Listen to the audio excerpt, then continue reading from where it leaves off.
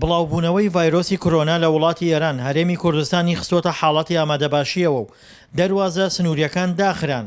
هاتوچۆکردنی هاوڵاتیان لە ڕێگەی خاڵە سنووریەکانەوە قەدەغە کرا. بەشێک لەو هاوڵاتیانەی لە ئێران گەڕاونەتەوە لەم ئوتێلەدا لە شاری کەلار دەست بەسەر و خراونەتە ژێر چاودێری وردی پزیشکیەوە. ئەمانە کە لێرەن تیمێکی تەندروستی بە بەردەوامی لێرەیە جێگیرن و فەحسیان بۆکە چەند سەعات جارە فەحسیان بۆکە تا ئێستا خۆشبەختانە هیچ نیشانەیەکی ئەوەی کە جێگای مەترسی بێن نەبووە. تەنها لەژێر چاودێرین ڕێنمایی وەزارەتی تەندروستی ئەڵێ ئەبێ ماوەی 14 ڕۆژ بمێننەوە ئەو جاکە ئەگەڕێنەوە ناو ماڵ منداڵی خۆیان. ئەو هاوڵاتیانەی هەرێم لە ئێرانن بۆ ئەوەی دەست بەسەر نەکرێن و نەخرێنە ژێر چاودێریەوە. هەندێکیان بە ڕێگەی قاچاق یان لە دەواازەکانی تری عێراقەوە دەگەڕێنەوە بۆ هەرێم. شۆفێرانی دەواازەکەش مەترسی خۆیان لە نەبوونی هیچ ڕێوشۆنێکی پزیشکی لە دیوی ئێرانەوە نیشان دەدەن. تاسەد مەترسی لەسەرمانە لەبەرەوە هیچ خزمەتگوزاریە نییە لێرە. ئەوە ئێرانیە تەنکەرە هەمووی بێت دێت ئەم دیمان نەفەحسونەی چی شتێکیان بۆ ناکرێت. مەترسێگە لەو بەرنا ئاینچوە بێژین خزمەتگوزاری نییە. نەفەحسەیە، نە دکتۆرێ، نە ڕێگیری لە هیچ شتێکە لەو بەر.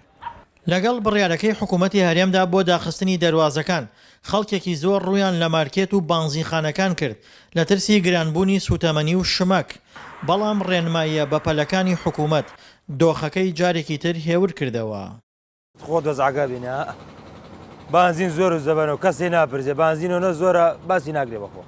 دوو تەنگەر سێ تەنگەرمانەیە لێسۆ تا 15 ڕۆژتیش بنزیخانەکان کەلار و دەور و بشتی بانزین تۆزیاکەن بەش 15 ڕۆژ 20 ڕۆژەکە ئەگەر لترێ بانزینێ دەناو هەرێمی کوردستانی شو بانزینەوە زۆرە کەسێ ناپرسێەوە خۆت ئەیبینی سێ سیارێزیەوە ئەم شەو 300 سیارێزیە و ئێستا سێ سیارێزیەوە.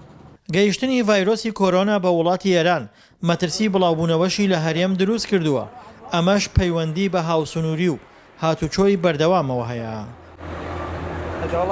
هێشتا بڵاوبوونەوەی ڤایرۆسی کۆرۆنا بەڕەسمی لە هەرێمی کوردستان ڕانەگەیەنراوە، بەڵام جۆرێک لە ترس و شڵەژان لە نێو خەڵکدا دروست بووە کە شارزایانی بواری تەندروستی هۆکارەکەی بۆ ئەوە دەگێڕنەوە کە خەڵک متمانەی بەو سیستمە تەندروستیە نییە کە لە هەرێمی کوردستان پەیڕەو دەکرێت. دڵشادن وەرە دەنگی ئەمریکا گەرمیان.